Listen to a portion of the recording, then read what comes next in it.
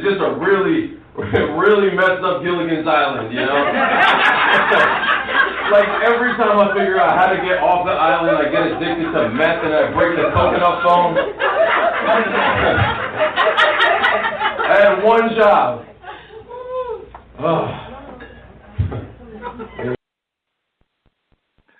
So that gave you a little taste of what Jack is all about. Jack, that's a little bit of your comedy.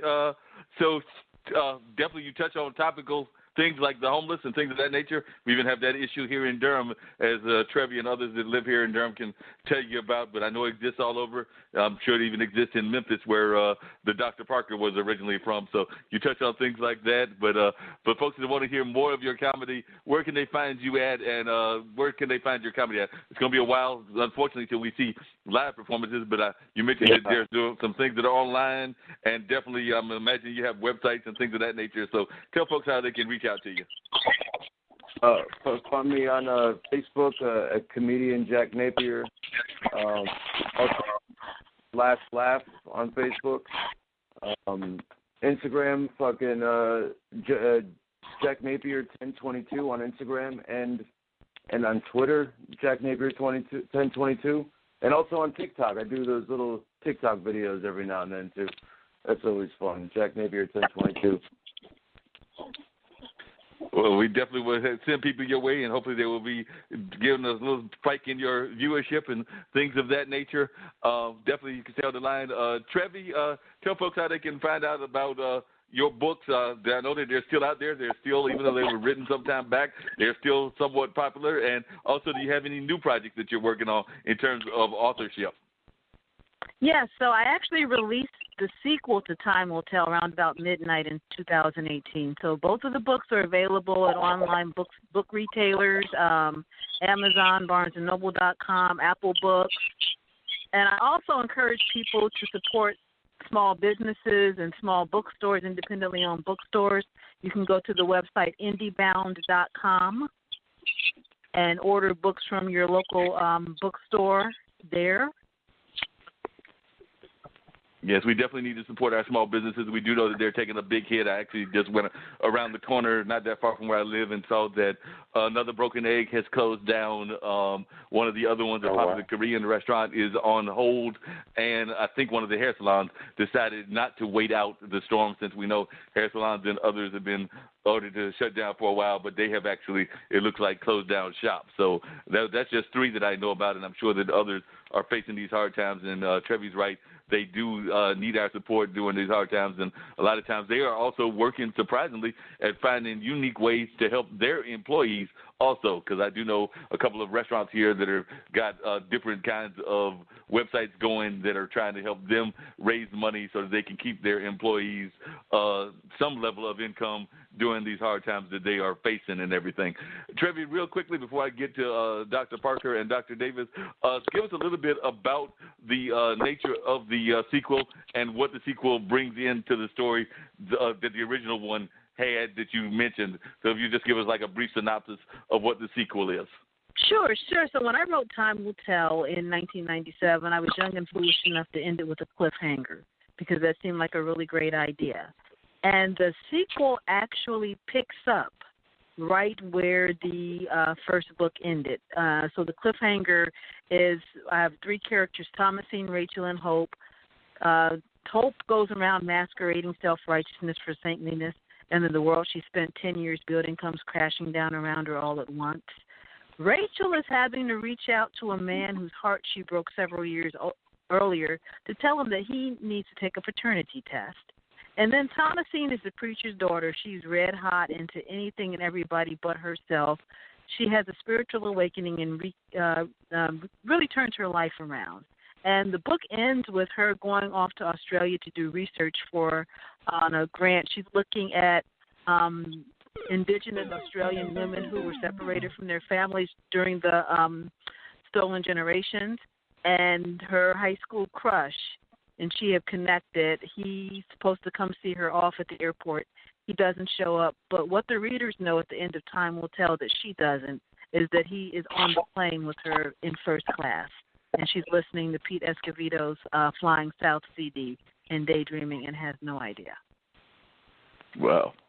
Sounds like some great books, and definitely people need to add that to their collection and everything. I said I was going to get to the doctors, but before I get to the doctors, Tanisha LaFay, tell people about Miss Money Sense and how they can find out more about the book, and maybe if you want to share a little bit more details about the book, that'll be cool as well. But if you definitely want to share a little bit more, and then I'll get to the doctors, and then we'll wrap it up with the question that I usually ask at the end of the show anyway. But to Tanisha LaFay, if you'll go next and tell us a little bit more about the book and how folks can reach you and get copies of the book. All right. Okay. Thank you so much, Mark, and thank you for having me on your show and this awesome platform. I'm coming to all of you from Jacksonville, Florida, born and raised. And so basically my website is missmoneysense.com. Basically, it used to be my10cents.com because people like to give their 2 cents. But because my name is Tanisha, I decided to give my 10 cents. And then as I started to learn about money, I started playing around with the name and made it Miss Money Sense. So MISS Money Sense. SENSE.com. I blog about money, different aspects of money, life insurance, wills, credit. You know, it's just the common sense about money that people just don't seem to have. And then this is actually my 3rd book that I've written. So I have What My Mom Taught Me About Money that came out in 2009 that teaches teenagers about money. I have Mom's Money Lessons, which basically I'm mom, and I'm teaching young adults about different aspects of money. And then now this new one, How to Survive and Thrive in the Recession. And all the books are available on my author page on Amazon and also on my MissMoneySense.com page. And I want to piggyback on what one of the doctors said. Right now is the time to make that hobby serious, because a hobby costs you money, but a business makes you money. So it's time to evaluate your talent and figure out which talents you can monetize. So if your talent is cooking, or your talent is, designing, or, whatever your talent is, it's time to turn it into a business and start out with the people that you know, the people that know you and love you. Have them support you and have them refer you to other people. Get referrals. Like, I've never run out of referrals as an insurance agent because I started with the people that I knew, and they always gave me referrals. And then the next person gave me referrals and referrals and referrals. And that's actually how I became a bestseller with this book, is I basically started with the people that I knew, and they referred people, and it became a bestseller within 24 hours. So it's all about who you know. Your net worth, the people you know, determines your net worth. Also, I want to recommend that you join Black-owned businesses on Facebook. There's so many different groups called Black-owned business, and more than likely there's one in your city. Like in my city, it's B.O.B. Jax, Black-owned business Jacksonville. Get it? So find the Black-owned businesses that are Facebook in your city and network together, because the woman that I brought banana pudding from to support her, she was in my group. The guy that delivered my food a couple of days ago, my soul food that has the delivery company, he's in that group. Get it? So yes, as some of you have said, we all need to stick together and support each other. And I'm Miss Money Sense. Please check me out on MissMoneySense.com. And I'm so happy for all of you walking within your gifts and your talents. And thank you so much, Mark, for having me tonight. No problem. Glad to have you. And one of the things that I think, I hate to put it in, we've talked about some very deep and very emotional things that have gone on. And yes, you brought up a very important fact, which is the fact that, yes, 1% would be considered a victory, as Tommy Parker said. But that brings to the fact that a lot of us are walking around without a will or a testament, or know how we're going to handle that inevitable aspect of our life that we will all face, which is the fact that we all know that we are born, we all live, and yes, we all die. And a lot of us are not prepared for that. So I imagine that some of the things that you talk about in your book are ways to get those kind of things, meaning to have the right insurance and the last will and testament and things of that nature. So we definitely need to keep that in mind, particularly in these rough times, because we do know that through this pandemic, there will be a lot of folks that will pass, and a lot of them will not have the right kind of paperwork when that time happens. Can I say one more thing? Yes, please. The experts are saying that 100 to 200,000 people can die from this. Like the flu kills anywhere from 20,000 to 60,000 people a year, depending on what year it is. But this year they're saying that if 100,000 people die, that's conservative. They're saying as many as 200,000 people can die, maybe 500,000 by this time next year. So guess what? These people are dying without funerals. So guess what? You don't need life insurance for a funeral because right now they're not giving you one. You need life insurance for your survivors, for them to keep the roof over their head, the food on the table, the gas in the tank, to keep the lifestyle the same. And some of you may have life insurance, but who's your beneficiary? You know, some of you have your exes as your beneficiary, and it's like, oops, you know? And then do you have the right amount of life insurance? Do you even have the right type of life insurance? Is it a term that's about to run out next year? You know, is it a term that's going to run out in 5 years? Oh, you've had a heart attack and nobody else will cover you, and your insurance is jacking up to a car payment, then a mortgage payment. So you really got to understand, do you have the right amount of life insurance? Do you have the right type of life insurance? Do you have the right beneficiary on your life insurance? And also, do you have a will so that your family's not fighting over your kids, your house, your cars, your clothes? You got to have a will, and I actually do all of that. You know, so I work for a firm that represents hundreds of companies, anywhere from wills and trusts to debt management to life insurance to retirement planning to money market accounts, just anything dealing with financials. My company actually does that. So connect with me on MissMoneySense.com, and I'm so sorry to talk y'all to death, but hey, it's my passion.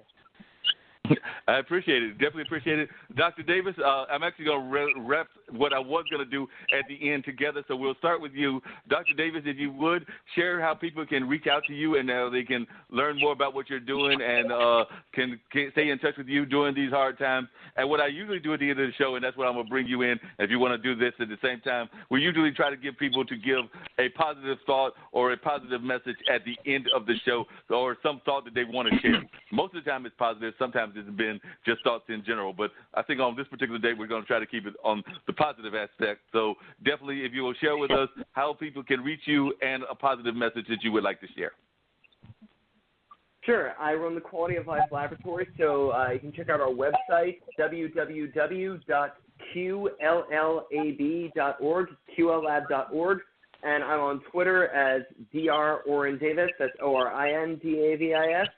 And I think the positive thought I'd want to end on is that I think that each one of us is a ray of sunshine in and of ourselves. It even goes so far as to say that each of us are miniature suns. We're stars, and we can give off a lot of energy into the world. We can give off a lot of light. We can do any number of fantastic things. We can help people to grow. We can warm people up.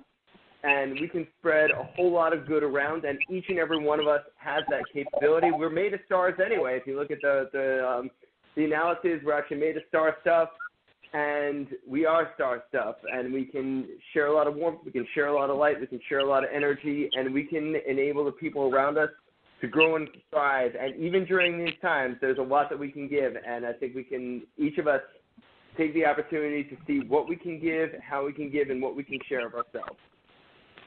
Appreciate that, Dr. Davis. Right. Same thing for you, Dr. Parker. So if you would tell folks how they can get in touch with you and any final thoughts that you've got that are positive nature.